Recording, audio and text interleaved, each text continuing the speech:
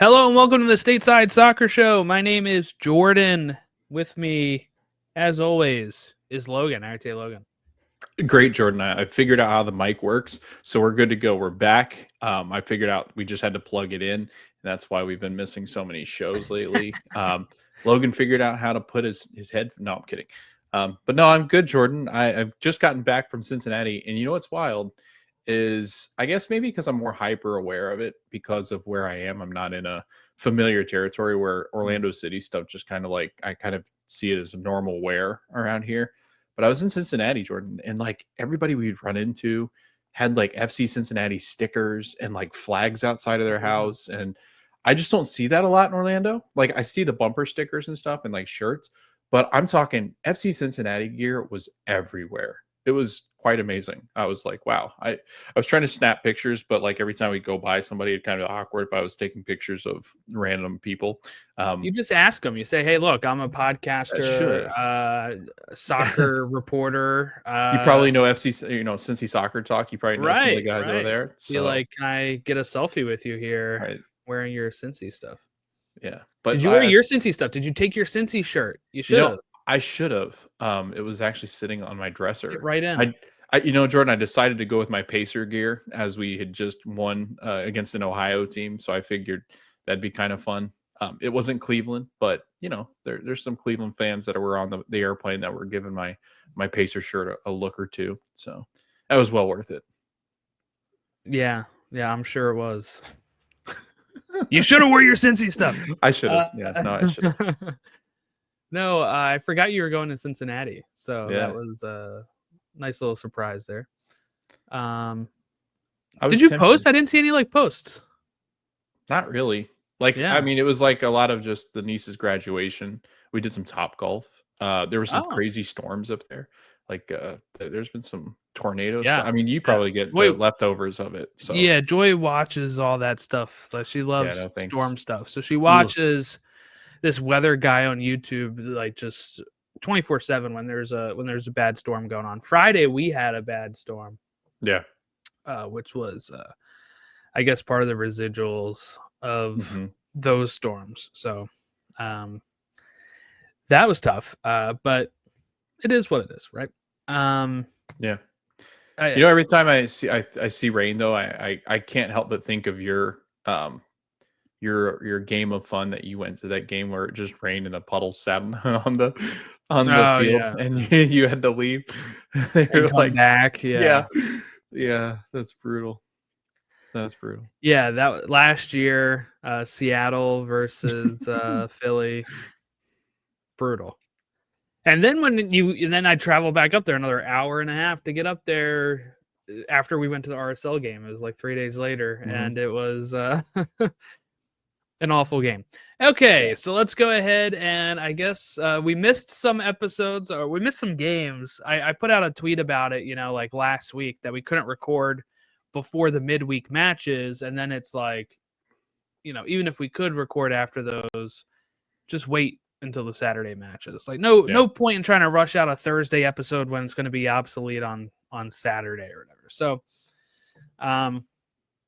we figured we'd just double it up. So now that's 2 in a row that we've gone to a bi-weekly schedule. We'll try to get back weekly, but yeah, so let's see. The games that we missed it was 3 games. Okay, so we didn't talk about from May 10th onward. So a lot of teams have played 3 games since then. And we just kind of want to reset and see if we're buying or selling the teams that are competing right now. The table has changed a lot, even in those 3 games. We were kind of talking, I think, last episode, people are kind of down on Miami, but they still only had 1 loss. Well, now they have 3, right? They have, 3 losses. They had lost 2 games in a row here. They're all the way down to 6 in the table. Now, of course, they still have a game in hand, so they can jump back up to 4th if they win that game in hand. But struggling, giving up 21 goals, right? They only have a positive 3 goal differential, and this is with Messi on the field. This is with the players that they have. people sometimes like to say that I think when you have a stacked team like that, the manager doesn't matter. But I'm starting to wonder if Mascherano is up for it here. Yeah, I mean, I think it's definitely something that you look at teams around the league, Jordan, that are good on paper, but run into a problem with the system that they're playing in, or they're just not good in the defensive side of the ball. And that's been the case for a lot of MLS teams where you can have really good attacking players and be really bad defensively. And we've seen in this league that can oftentimes spell the end of a playoff run, or take you back a notch, drop a couple seeds, lose a couple games in a row. And when you lose a couple games in a row in MLS, I mean, because of the way it's set up, I do feel like there's a lot of parity still in the league, and teams are quick to catch up or drop in the standings. I mean, we'll be sitting here, and that's what I think my favorite thing about the league has been talking about it, Jordan. Like when you and I last talked, like Miami looked like they were finally going to get back up to the top of the table, surge from there, and be one of the top teams once again. And then we come back and start discussing Miami, and now they've looked like they've fallen off of the table completely. So it's like, it so much changes from week to week in this league, and I think that's what makes it so hard to predict. And I think that's also where people struggle to understand the league that watch other leagues around the globe, because Jordan, we can miss 2 weeks of Premier League and nothing's really changed, maybe the mid-table. So that's what I like about this league, and Miami's really struggling, and I think a lot of it does fall on the shoulders of Mascherano. I think he comes into this league not having any experience, and that's something that I don't think we really talk enough about. We talk a lot about it on the player side, but when a new manager steps into an MLS role in a club, that's got to be tremendously difficult. And I think this league is just so nuanced, and the players that he is coaching are legendary, that I think it can be a very difficult task for him in Miami. And I think that's kind of what's going on right now. And they just don't have a good defense. I mean, they're just so slow. That's killing them. Yeah. It really is. But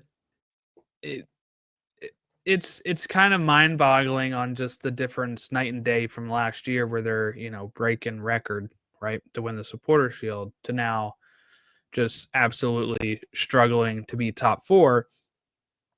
I think this is like the game that so look, they lost to Minnesota. So they didn't lose 2 in a row. My apologies. They lost 2 out of 3.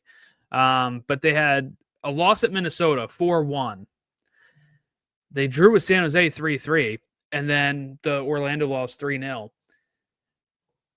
This stretch of games are the ones that I'm starting to question the most, right? Like when they only had 1 loss, think about it this way. When we were talking about the 2 undefeated teams going up against each other 1 month ago, the Columbus Crew and Miami, the Crew lost that game 1-0.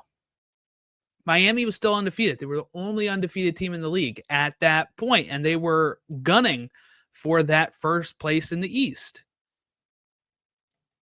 This is the result since then. A 4-3 loss to Dallas. A 4-1 win against the Red Bulls. 4-1 loss to Minnesota. 3-3 draw with San Jose, and 3-0 loss to Orlando. And like the Minnesota game and the Orlando game, you watch those games, and they don't even look like into it. And throw in the Vancouver games and CONCACAF. Yes. Yeah. And we talked about it last time, but like, I thought for a moment when they scored an early goal against Vancouver, when Vancouver had a 2-0 lead on aggregate, I'm like, okay, can Vancouver do this? Can they hold on? It almost seems like since the CCC, it's kind of been falling apart. And maybe it's just too many games, right? We see that sometimes with teams in the Open Cup, teams in they weren't in an Open Cup, but like teams with the CCC and juggling it with the league. And they were playing high, like stress games in those CONCACAF games, going up against really good teams. Maybe it's just at that point, we've kind of put them on this pedestal. If they have Messi, they have Suarez, they have Jordi Alba, right? Like they should be really good. Maybe we can maybe we should afford them. I don't know. Should we afford them a little bit of grace here with like, oh, they made it to the semis of the CCC. They lost to Vancouver. They've played some tough legs. They're older legs. maybe they just need a little bit of time, and then they'll be able to, you know, rise again. But I don't know. It just doesn't seem like Messi era Miami that we know. I think like you pose a good question. I think to an extent, but when I do watch them after games where they've had rest, like say this Orlando game where they felt at least somewhat rested. They come in and lose it by 3, and again you let Orlando come in to your home and just absolutely handle you. Um, I feel like there are games, Jordan, where I've watched them now and they are slow. Like they're tremendously slow. It's stunning. And I've talked to Matt about this because he watched some of that Orlando City game where Miami just looks really slow and defensively, Jordan, that like they're getting to the point where they're one of the worst defenses in this league. I mean, that's really not good. And we've talked about multiple times what really bad defenses in this league can do to you. I mean, they've given up 21 goals, Jordan.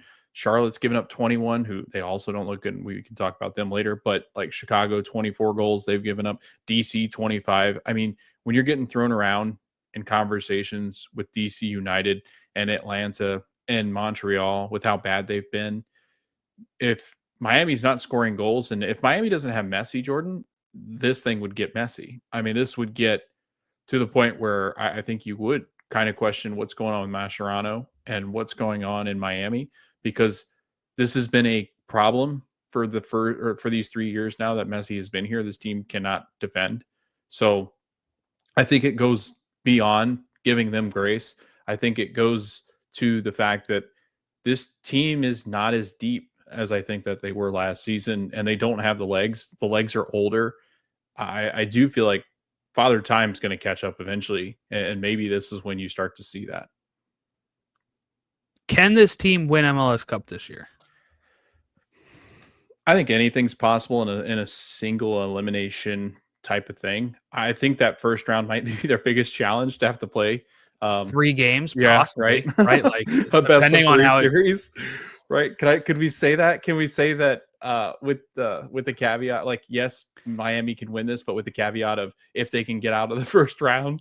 Like, you don't usually hear it posed like that, but that's how I feel like. I mean, yeah, they can't win it if they don't get out of the first right, round, right? I mean, like they're right. kind of done. But no, I get your point. You know what I Like mean? this is. It's funny because they made this playoff structure to try to make it entertaining and have chances for, I don't know, like the best team to have like a second chance, like when the 1 seed gets bounced out and stuff. It, it's going to be more of a detriment to Miami because let's say you split the series 1-1, you have to play that third game. And that's a lot of games just to win an MLS Cup. Before you used to have to win like, round 1, conference final, semifinal, conference final, MLS Cup final. You had to win like 4 or 5 games, depending on if you're a wild card or not. Now you have to possibly win. Well, that's even just playing 5 games to play if you're gonna get to MLS Cup 4 or 5. If you have to play all 3 of round 1, you have to add another 2 games to that. So that's a lot. That's a lot, especially for like older players and stuff like that. So I think they were adding this as kind of like, well, we don't want somebody to get bumped off, even though they implemented this like the year after we had both 1 seeds in the final and there was no need for this. But it seems like it was kind of that thing of like, well, if the 1 seed happens to have a bad first game in the first round, they can bounce back. Or if the second seed has a bad first round, they can bounce back. But we saw it with Miami last year. They won the first game, I believe it was, right? And then I think Atlanta won the next 2. And that was it. And that was that. And then they're done. And now you're worried like, oh man, are we going to be able to? I don't think they win it last year anyway, right? I don't think they get to the final. If they get there, I still think Galaxy win that. But it's like we haven't even seen this team in a final when it comes to MLS. Of course, we've seen the Leagues Cup final. They've won something. Like they've won 2 things since Messi's gotten there. I think it is a success even if they don't win MLS Cup in the sense of his tenure here, because we've had players come over here and haven't won anything at all. So I think that's fine. It's just like I don't know. I would maybe even put this above the David Beckham era of the Galaxy in the sense of people are going to probably slaughter me for that. But what I mean is there was not as much controversy with Messi over here as there was with Beckham. Like Beckham, and I recommend anybody that remembers that time fondly right now to go back and watch the Beckham show on Netflix where he talks about his time at. He was constantly trying to position to go back overseas, and was going back overseas in the winter windows and all that kind of stuff. That him and Donovan had a whole blow up over it and stuff. That type of thing. Like Messi's been here and has been present at least, right? But then Beckham did buy in, and then he went in and won like 2 or 3 MLS Cups before he retired. So, they're talking about extending Messi, and I saw one report from Argentina say that's hit a snag. We'll see if that actually has or not. But where else would he go? Argentina? Sometimes those clubs have trouble paying their players. I just can't see him going anywhere else right now, but who knows? But yeah, so Miami falling down. They're in 6th place, 22 points, 7 from first. Been some very costly losses and draws lately. Or else, if they still only had the 1 loss, they would probably be at that 1 spot, or at least the 2 spot. But I think they can still get there. Of course, they have Orlando and Nashville ahead of them, and I think those 2 clubs, who knows, right? Like I was very impressed with Orlando's performance against Miami on Saturday. Feel like Orlando just actually took opportunities that came to them to bury them. When it was 1-0, you're like, oh, anything can happen. Then they make it 2-0. You're like, oh, okay, that feels pretty. And then they seal it with the 3rd 0 at the end. And you're like, there you go. That's what you needed if you're Orlando. As they got like an 11 goal differential, and they're, in 5th place. They're climbing back up there lately. Charlotte, like you mentioned, are we buying and selling Charlotte? Like, what are we doing with them? They're 8th place. Remember, this team at one point was 1st place solo in the Eastern Conference, and it's fallen apart completely. They only have 1 draw in the season. I would say that's probably their problem, but they have 5 straight losses, Logan. They haven't won in a month. No, and they've not looked good in those losses. I mean, they've gotten absolutely jumped by teams. They're brutal losses. A 1-0 loss was probably their friendliest because they lose to New England. Yeah, they lose Columbus 4-2. They lose to Nashville 2-1. Orlando 3-1. Chicago this last week 4-1. And Chicago's really, struggled. So we got an email from a listener. Did you see it? No. I'm gonna read it. Hold on. It wasn't our in-house Chicago Fire representative, is it? It was. Okay. It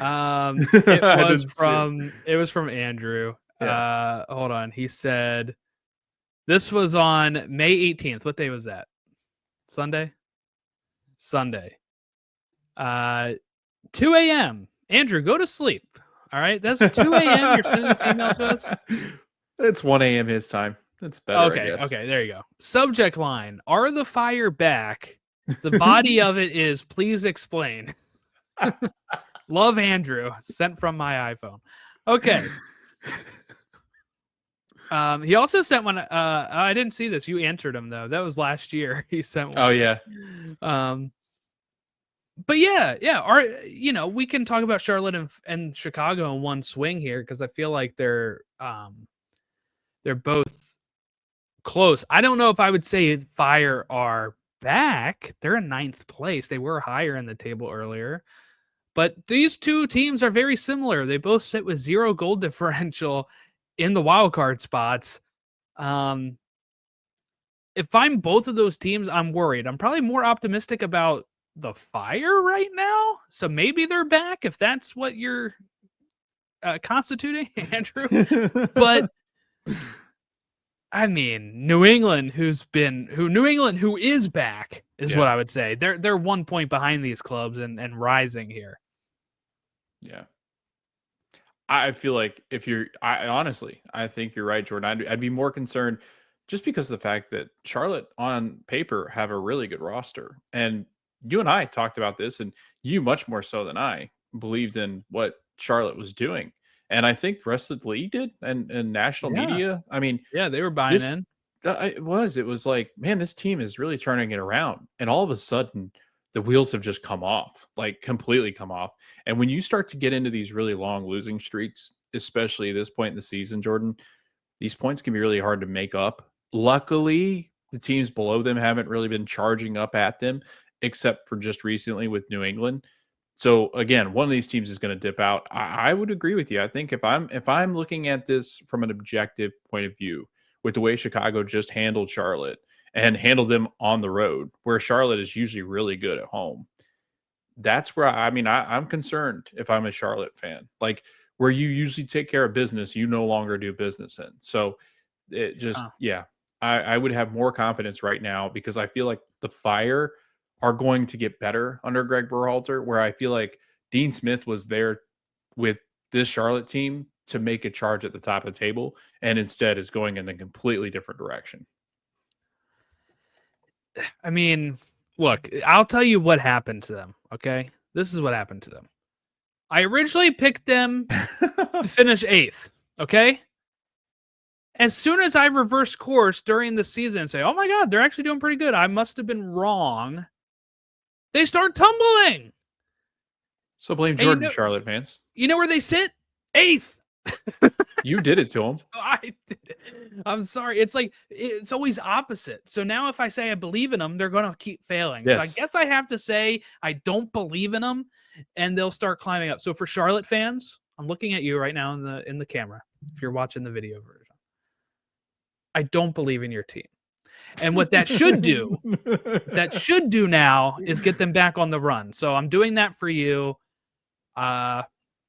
Hopefully that works for you. But yeah, 5 losses in a row. Haven't won since April 19th. That's a month ago.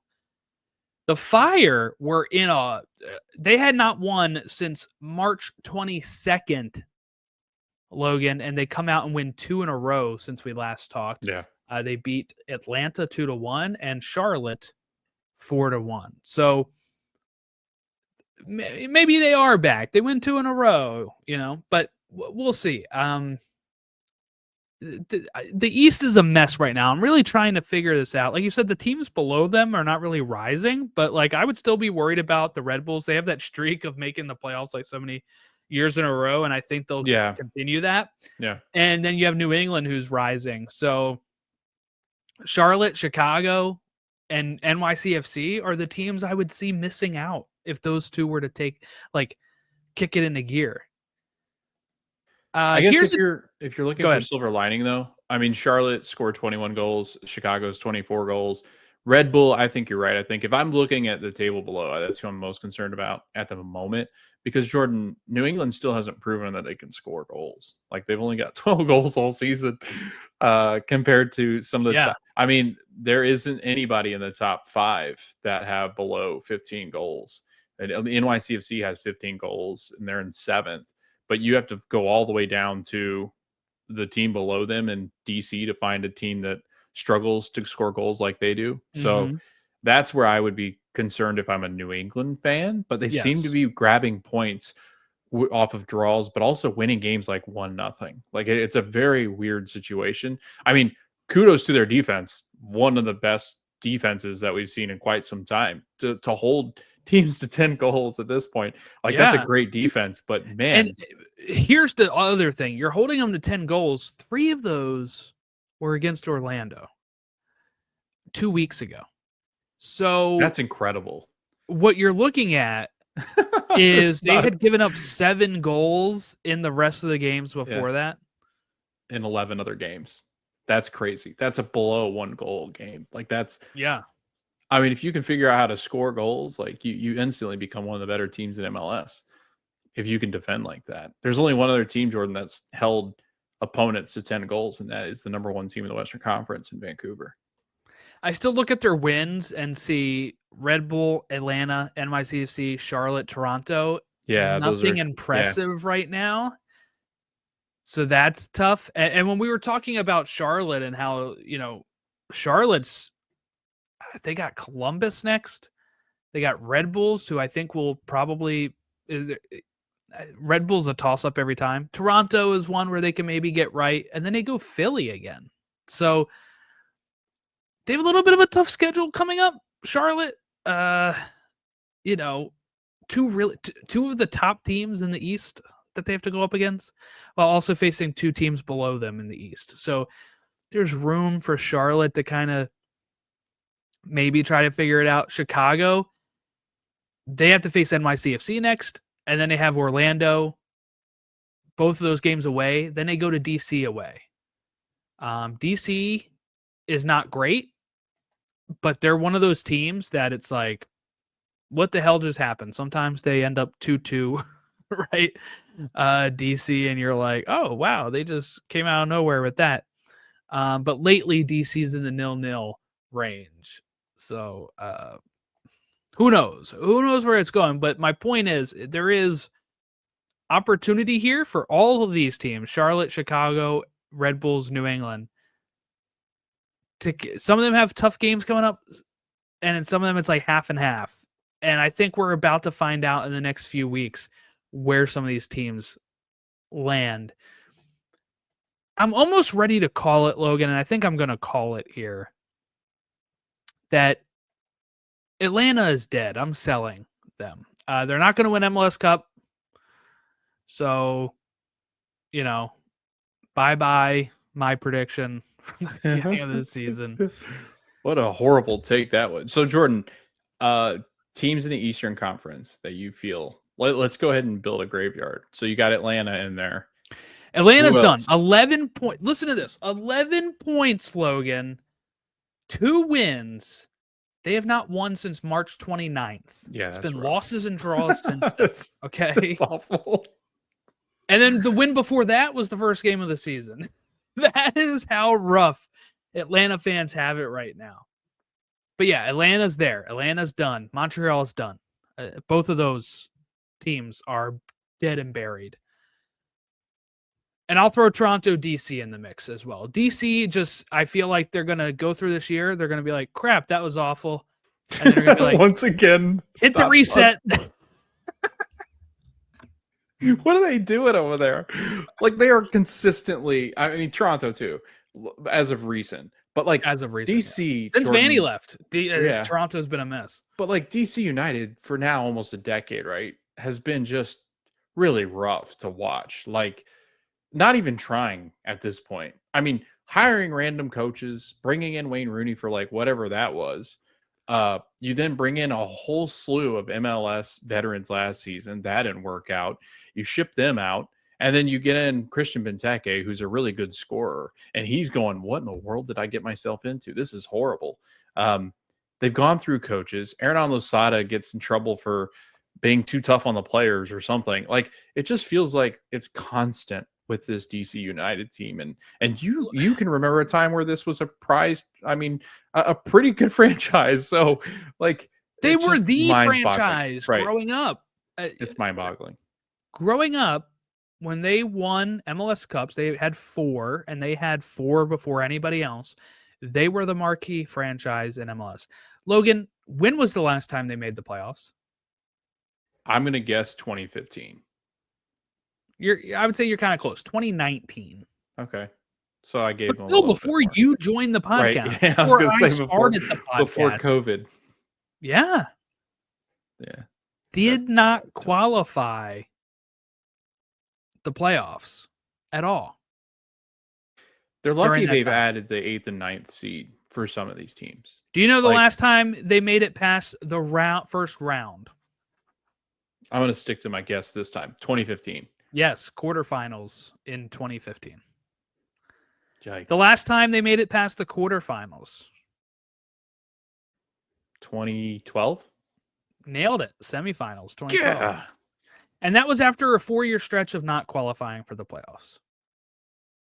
So from 2008 to 2012, did not qualify. So basically, Jordan, they've been a train wreck for like 15 years now. Over 15. Yeah. Like 17 years. They've been an absolute disaster. Since they won their last MLS Cup 21 years ago in 2004, they have made the playoffs 1, 2, 3, 4, 5, 6, 7, 8, 9 times. 9 times in 21 years. And didn't really ever do anything with that. Like are usually first round exits. First round exits. There's a couple semi runs, couple quarterfinal runs. But still. But listen to their first 4 years. Okay. Win, runners up, and win. That was their first 4 years in MLS. That's crazy. Like, imagine being a fan of that fan base and you start you're on watching top of the them. world. Right. And then all of a sudden. My dad was like, oh my God, I picked the right team here. Yeah. Feel pretty good about this choice. Now he's like, because there's no future. Like, there's not even a promising aspect of this team right now. Like, the last trophy is 2013 when they won the U.S. Open Cup. You do. You just wonder what some of the, like them, I would say Montreal, you can lump into this now. Montreal is going to get to that point. They're going to be that because their ownership group seems to be giving up on them. Yeah. Like they're dangerously close to getting into this mess too. Same thing with Toronto, dangerously close because they keep going out on these weird buying sprees of Italian players that don't know how to play soccer anymore. Like they're in that group. Like, you know, what's crazy is like those three. And then, you know, there's not really much else out there that really are disasters of a franchise. But I would say that those three right now, they're just consistently disappointing. I mean, if you just look at their history of top goal scorers, Christian Benteke, 25 last year, was the highest in a season for them since 2007. Okay? They're a goal scorer, and that's a pretty high amount of goals. But like, there's some seasons where winner. There are some seasons where Lucho Acosta was the highest goal scorer with 5 goals. Yeah, 2017. That's You're not going to go very far with that. Ola Kamara, 5 goals in 2020. That could be COVID. So who knows with that, right? But like most of the seasons, they're finishing with 9 to 12 goals as their highest goal scorer. And you're not going to go far with that. You're not. I mean, imagine being Christian Benteke. Yeah, I mean, at that point, you're like, man, what else can I do? Right? You're the best scorer in this league. Yet he play on one of the worst teams. I mean, usually when you have a Golden Boots winner, like Jordan, when you have somebody like that, you don't typically miss the playoffs. No. Last year, they had a negative 18 goal differential. They're at negative 12 right now. Logan, do you know the last year they had a positive goal differential? 2019? 2021 with a +2. Okay. It was close that year. I was going to say. 2019 was the one before that with +4. Which is still not good. No. Oh my God. 2022 is when they had that like negative 35. Remember that? Yeah. Jesus. Oh, they were awful. Well, this team's getting there. 2017, they had a negative 29. They had a negative 37 in 2013. Yeah, that year they were like bottom and still won the U.S. Open Cup. I remember that year pretty well. And that was like one of those years where you're like, oh my God. Yeah. That was right before program. I'm cutting the grass listening to Extra Time talking about DC United winning the Open Cup or whatever. Those were the days. No, I mean, I can't see any of these 4 teams being involved this year. Hell, I could probably say the next 5 years and not be wrong, but Atlanta is the one that could prove me wrong there. Right. But because they have resources. that these other clubs are not using. What about in the Western Conference? Who's dead and buried? Obviously, the Galaxy. Galaxy are. Yep. I mean, look, they played a hell of a El Trafico, right? They got up for that game. And you know what? They scared the hell out of me in that midweek Philadelphia game. Yeah. It was funny. I was reading tweets. Todd, from the Free Kick, friend of the show, was putting like, this seems like a trap game, like before the game, like it was earlier that day or whatever. You could call it El Trapico. Yeah. And I was like, it kind of does feel like a trap game. And when they went up 2-0, I was like, God damn, we're going to be their first win. What the hell is this? The Union came back, and this is something the Union team last year would not have done. So that's true. That is very true. But Galaxy, 4 points. 4 points, no wins still. Yeah. When they scored early against LAFC, and like the announcers are celebrating that, like, man, this is what they've been missing. I was like, it's early. They scored early on us. And luckily they get the equalizer at the end, or else LAFC win this one, and they're in third place of the West. LAFC would be if they won that game. So I think Galaxy are out. They're the for sure out. -21 goal differential.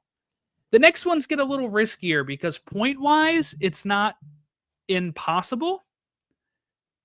But I would say St. Louis and SKC are out. I would draw that line too. Me too. RSL's dangling by a thread, man. Dangling by a thread. Yeah. 14 points. They're 4 off of Austin. Remember when Austin was near the top? Yeah.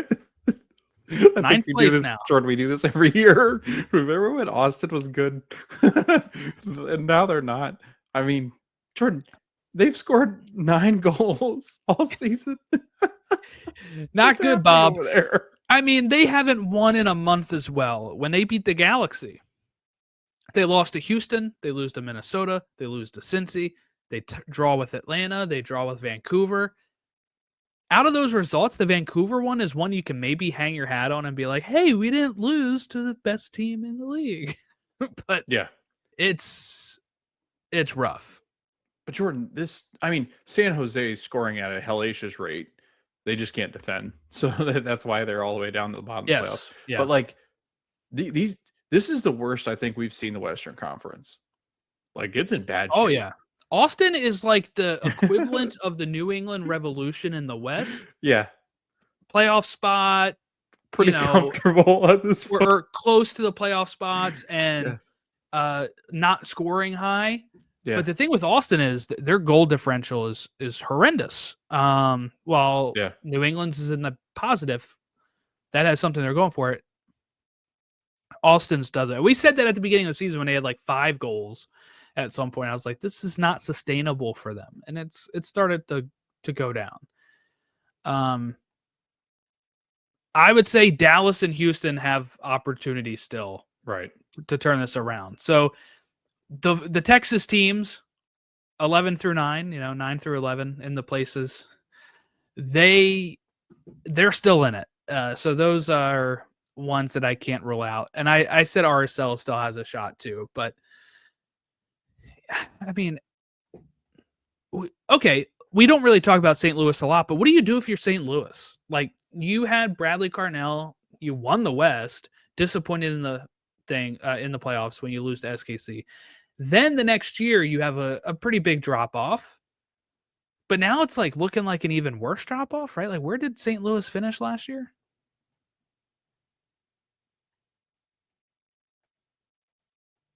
They finished 12th.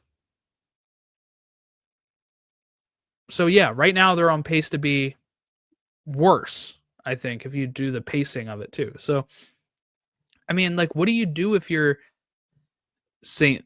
Louis? Like, this is look, it's only year 3. I don't want to say we're on like a verge of disaster, but this kind of feels similar to those markets that have big fan bases that, like in Austin, like I'm trying to think of another one that we've had before. No, not so much Charlotte, because I feel like Charlotte has been trying at least. I feel like. So you're talking about a big fan base that just doesn't have the buy-in from the ownership group? Like a big fan base that is kind of like messing around, not taking it as seriously, like the ownership that if you run the risk, if you keep putting out subpar product, that those fans will not show up. No. Right? Like you don't Yeah. want to lose this. I mean, Miami market. was there. Miami was there. Miami was like, yeah. Huge fan we base. we But kind of knew though that they were gonna sneaking. try to Yeah. get like a Right. Messi, right? Yeah. But I'm thinking like even Orlando at a time before they brought in Perea was kind of like I that would say so. Yeah. mid-range club that you're like, all right, they had him behind. Like I remember we were down there 2015, their first season, and I'm listening to radio and they're talking about the Orlando game and they're talking about come to the car wash and get your free Right. magnets and like the Filling Camping World billboards. Stadium, which is a football stadium, not a Yeah. soccer stadium. Like they were filling it. Kaká, you know, like that. But again, that was it. It was Kaká, and that was it. And everybody else was, you know, it was very rough until Oscar Pereja got there. Like Adrian Heath was a disaster in MLS, which he continues to be wherever he goes. But because if I'm a St. Louis fan, right, I'm looking at this, Logan, and say the Galaxy were not supposed to be this bad, right? Yeah. They're the only thing keeping us from bottom of the West right now. That's a good point. I would be worried because Galaxy are not going to be bottom next year. And just hired a new coach. Melberg's been there for a year now. And I've saw some rumblings on X that there were some dissatisfied front office members with Melberg. So really? Yeah. So I wonder, Jordan, if like you and I have talked about this with when we jumped on the designated pundits was what designated players. They're players, sorry. There are two podcasts like there that. There are two, yes. But like when do you look at a new hire coach, a coach that's coaching for the first year? When do you look at them and say, you know what, this isn't going well, we're going to part ways? Because Ronnie Dyla is going to get there. That's what I was going to say. I have the same question now about Atlanta. When I was before saying I don't think you can get rid of him, he's an MLS Cup winner. Like I'm not like saying I never said that, right? Like he's an MLS Cup winner. It's only his first year, but he's got nothing from the players. And that's kind of the worry when you come to like having a new coach and still being this bad, like a DC United where they have like new GMs and new coaches every 5 months. You have Atlanta on a new coach and you have St. Louis on like a newer coach. It's like, like Toronto. How long do you give them? Right? That's the issue. And I think that's another thing with MLS that I don't think it's quite figured this out yet. And I think it's an interesting conversation that we can have in maybe a week that's not so crowded with games or whatever. But I think a fun episode would be in MLS. I feel like the lifespan of a head coach and a GM are very short compared to every other sport. Like Jordan, like you said, I mean, DC United feels like they're always turning over coaches and systems. And when you're doing that, like there's no consistency that can stay there and build something anymore. So what is, if you're a GM, Jordan, like what would be your lifespan that you would give somebody? And then what do you think is the typical lifespan in MLS? Because I'm interested to see like, where would you pin? Because honestly, I personally feel like a lifespan of a head coach does not go past 3 years in MLS. Yeah, it feels very tough. short. I would say, dang, like if I'm an owner hiring a GM with a bad team, like say you're starting with a bad team, you're hiring. I'm taking over Jordan, DC. Yes. I bought DC United, won the lottery, bought DC United, and now I am planning to start over. Good thing is the fans are used to that. So, just go sign a bunch of veterans and they'll be like, man, we're good. I feel like the GM I want to hire, I'm asking them about 5-year plans. Yes. And then I'm letting them hire their coach. But like you said, I'm kind of thinking coach is 3 years, right? So here's my thought. I'm hiring a GM for 5 years. Okay? I want to see improvement. Not every year, because I think that's tough, because there are sometimes you're going to have like a down Yeah. year or like something Right. happens. But from year 1 to year 3, I want to see some improvement. And if it hasn't happened, then I'm probably telling the GM like, "Hey, the coach goes or you go." Right? And then the coach is going to get fired. That gives the GM another hire to make. Can you nail this hire? You got 2 years, pretty much. Can you do something with it? At that point, then you probably cut your losses. Yeah. I don't know. 5 years seems quick, maybe. No, I would feel like But that would be perfect. Year that's as one, long as get we've rid been of the doing this pieces. podcast. Right. So we would be in our last year if we were the GM that I hired. And I can tell you, it's Jordan. This just isn't working out. But no, I'm fired but no, I from my think you're own right. show. I think the first year, the first year, I think it's the feeling out process. Get rid of the pieces you don't want. Feel out which ones you do want going forward. Year 2, that's when you start to bring in some new blood that the coach wants. That system starts to look like the system they want. And then year 3, that's when you start to make that push. Can we make this into a playoff team? What does that look like? By year 4, you should be able to have your young guys at least established, because that gives you, you've been in the spot for 3 years. That turns a 19-year-old into a 22-year-old. And so all those young fringe players that were getting ready to break into the first team, you put them in. Year 4, you go for the big piece, right? See what you can do in year 4 and year 5. Like that's what I thought. And then lifespan of a head coach, I think 3 years is good, because in 3 years you can see a natural progression. If it's not progressing, then you move on after probably year 2, right? Like you give yourself that kind of leeway. And then if year 3 is not going as well, or you regress back to the mean, or there's injuries in year 3, maybe you give a coach a year 4. So I don't know. Like it just seems like MLS is constantly changing that over, and so I was just interested to kind of see, because there's so many teams in this league, Jordan, that are constantly rebuilding. And how can you rebuild if that is not some kind of stable foundation that you're building on? And that seems like we just named all the teams that don't have a stable foundation outside of the Galaxy.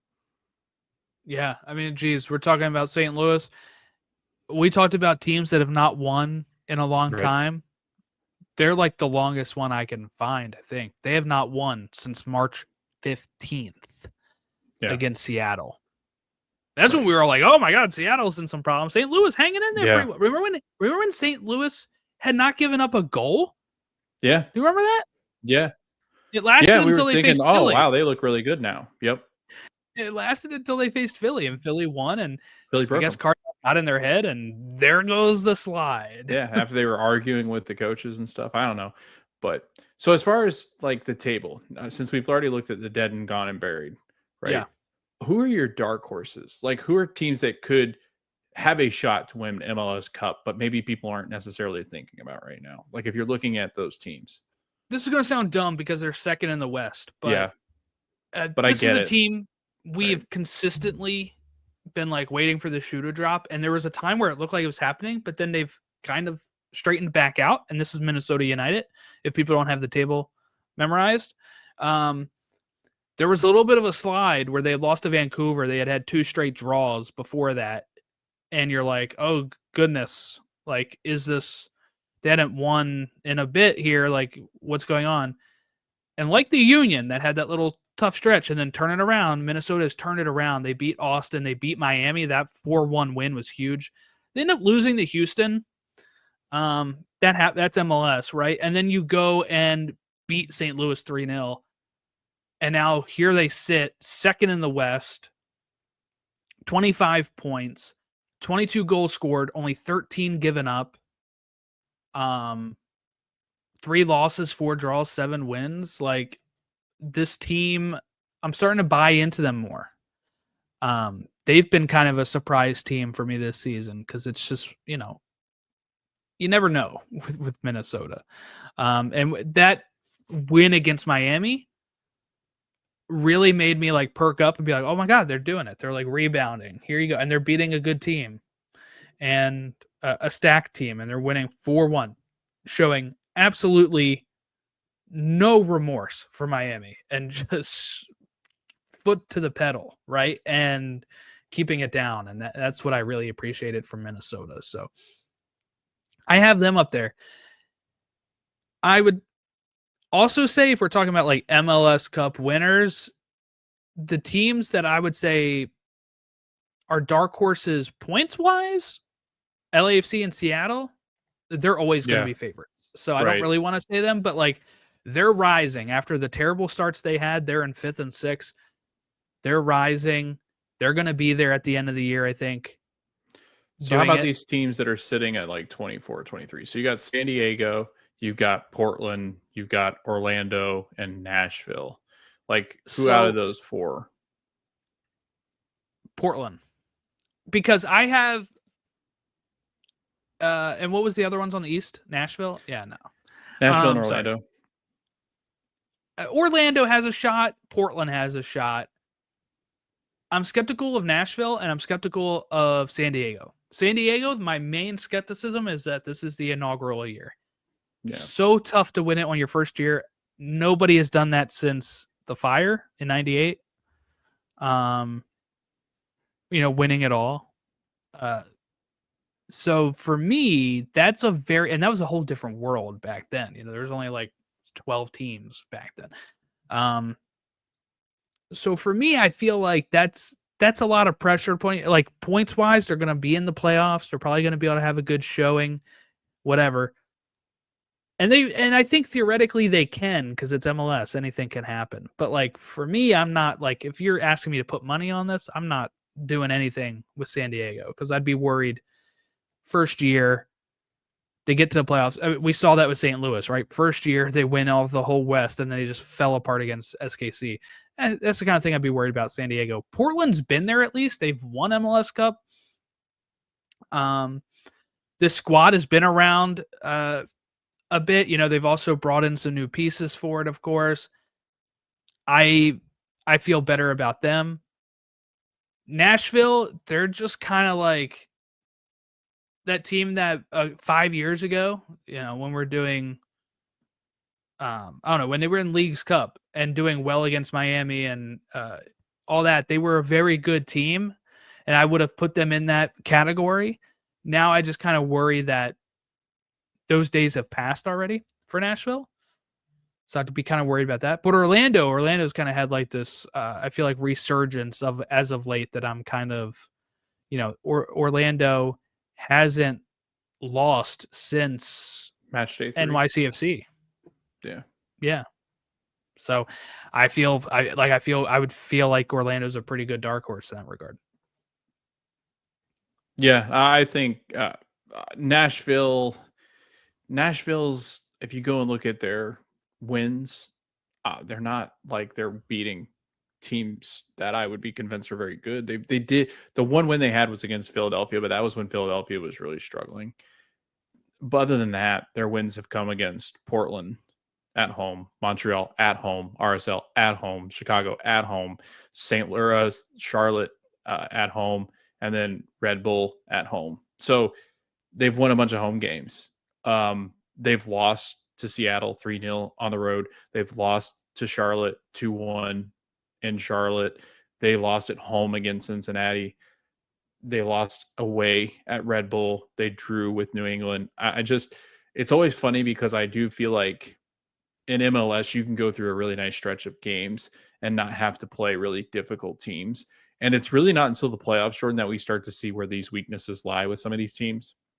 I think what you said, the consistency of Nashville is oftentimes questions, or, if Sam Surridge isn't scoring, then what do they do? Right. Yeah. Because they have to rely once again on Hani Mukhtar to do everything. And that's where I start to go, okay, if Sam Surridge is having a good start to the season, he's scoring 6 goals. Does he continue to do that? Or are we looking at Sam Sturridge at the end of the season? He has 10 goals. He's only scored 4 more in the rest of the games. Like that's 20 more games that they have to play, and he only scores 4 goals. And I see that as a more realistic outcome for Sam Sturridge than I see him at 14 or 15. So yeah, I think that's a good call. Portland, again, I'm not too convinced just because of their because of the West. honestly. I could say that Portland could be a dark horse in the fact that I think they're better than a lot of teams in the West just because of how much LAFC and Seattle have struggled. But if LAFC and Seattle aren't struggling and then Galaxy don't have that Ricky Pooch injury and Dallas plays the games that they have in hand, they're more competitive. So then Portland, maybe not so much. And then Orlando, again, there's been a lot of spells, Jordan, where it's really exciting because these Orlando teams will go up and beat the hell out of somebody. And in their last 3 wins, Jordan, they've scored 3 goals in each of those games. That's 9 goals in total. So if you remove 9 goals from their goal to you know what I mean? They score in bunches in games. Yeah. And then in other games, Jordan, they've had 6 draws this season. 4 of those were 0-0 draws. That's where I have some issues with Orlando. Now, I think they're a good scoring team. I think they'll figure that out, but that's still concerning to me because that is their calling card. Their calling card is to show up and not score goals. It happens. We've seen it happen as Orlando fans where this team we think is really good and they just don't score. So I don't know. I think true. if I had to put them in order, I would say Orlando is probably the number 1 as far as the dark. And like you said, I think Minnesota's a fair shout. That's fair because they're not seen as a favorite. They're going to be seen as underdogs in every game that they're playing. And Jordan, 5 of the best 7 teams in the MLS standings are all in the Eastern Conference. So I do. I think, I was just Minnesota. I was just talking about how Vancouver's the best team in the league. They have 1 less point than Philly and Cincy. Now, of course, they have a game in hand. So that can change. But we've been talking about how good Vancouver's been. 28 points. 29 for Philly and Cincy. So it's close. Philly has been just unbelievable. Honestly, when I sit down and watch them because I'm just amazed at the night and day difference from last year. So talking about the last ones that are, yeah. So talking about the teams that are left, then since we've done the dark horse, if I said Jordan, pick your title favorite in May, who are you putting up there? Who do you have in kind of that conversation? If you had to pick one team to win MLS Cup right now, who would that be? That's a good question. I think I have to go Vancouver. Yeah. Right? They've given up 10 goals, scored 24. Philly's only scored 3 more goals, but have given up 4 more. So there's a little bit of, similarities there. But I think you have to give the nod to Vancouver in that regard. They've made it to a final. They know how to play in a playoff type system after doing that in the CCC. So it's a real possibility that they can use that as experience into MLS playoffs. To me, there's just a few teams that are, I think, actual contenders right now. If I'm talking about contenders, I'm talking about Vancouver, I'm talking about Philly, Cincy, and Columbus. Those are the teams. Of course, like I said, LAFC and Seattle, they'll be there. And I think they have a shot, right? But I mean, just from what we're seeing this season, the 4 teams that have the best points on the season, I would feel the most confident about. Now, of course, that can change, right? We were just talking about how Charlotte and Miami have just tanked in the span of 2 weeks.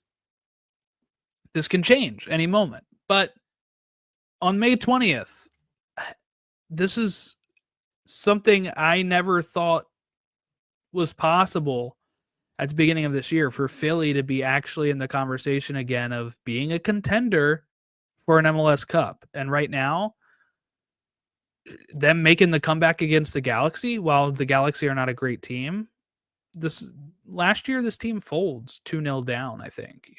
This is even at home. They were not good at home last year. So that's where I would kind of be there's something that's changed with this team and the way that they play and the coaching, where they're top of the East right now. And I feel good about it. And they've right. And the thing about Philly, I think that what many people will discount, and I don't think you can, because if you're going to give Cincinnati that same leniency with Columbus as well, where you can say, well, they've had guys that have been there before. Well, so has Philadelphia's had guys that were in the MLS Cup run on that Yeah, roster. They've still, got yeah. that same build, right? They have that same kind of mentality, like that cornerstone is still there. Same thing with Cincinnati, same thing with Columbus. That's why I feel like that. I do feel like that Miami's curtain is starting to close a little bit. Like I feel like there's just a lot wrong right now with that team that I like. It's not going to get better. Like the age is not going to just start to shed off some of these guys. They're if they have to miss Messi or Suarez for a couple of games, Jordan, like right now, this is not like they were last year. Like this isn't Right, where right. Suarez was banging in 20 goals. I think you're right. I think if I'm going to pick an MLS Cup final right now, it'd be Philadelphia and Vancouver. Because Cincinnati's been good, Jordan, but they've beaten really bad teams to get there recently. And when they've gone up against decent opponents this season, they haven't really stacked up that well against them. So I'm still jury out on Cincinnati's second in the Eastern Conference, but Jordan, their losses are to Philadelphia 4-1, Charlotte 2-0, NYCFC 1-0.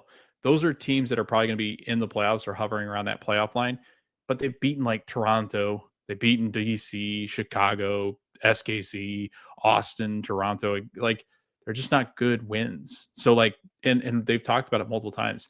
They're just not playing good soccer. They're playing good enough soccer. So we'll see. But right now, I'd agree with you. I think Vancouver's league to lose, which is crazy to say. And the fact that we're talking about Philadelphia being this relevant in 2025, you couldn't have put this on my bingo card, and I would have been convinced that was happening. Yeah, I mean, eating my words, right? But we're 14 games in. There's 20 more to go, right? 34 games. So there's still a lot to be played. We're not halfway through yet. There's still a lot there, but Philly's on 29 points. Last year, they had a total of 37. Last year, it took 40 points to make a wild card. They're 11 points away from that. So at the very least, these teams like Philly, Columbus, and Cincy are so close to almost virtually, while they won't officially, but virtually locking up a playoff spot if you go off last year's standings.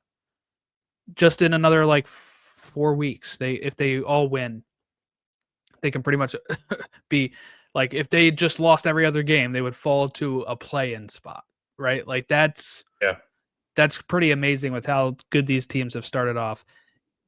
Miami, I would just say you still have the opportunity, right? Just win your game in hand and you're up to fourth. You knock down Nashville and Orlando if you win your game in hand. But will they? It's kind of been a struggle lately. So therein lies the rub, right? I guess let's get into our looking at our schedule for what's coming up. Open Cup is midweek here. I'm not going to read out each one there because it's exhausting. But Saturday, we have MLS action back on the menu, 3 o'clock, Seattle and Dallas. 4:45, San Diego and LA Galaxy on Fox and Apple TV Plus, as well as Season Pass. 7:30, Charlotte and Columbus, DC and New York Red Bulls, Montreal, LAFC, Orlando and Portland, Philly and Miami, Toronto and Nashville. Then at 8:30, we have SKC and New England, Minnesota, Austin. 9:30, we have Colorado and St. Louis, RSL and Vancouver. And then at 10:30, San Jose, Houston. On Sunday, May 25th, NYCFC and Chicago at 3 o'clock. And then Atlanta, Cincinnati at 7.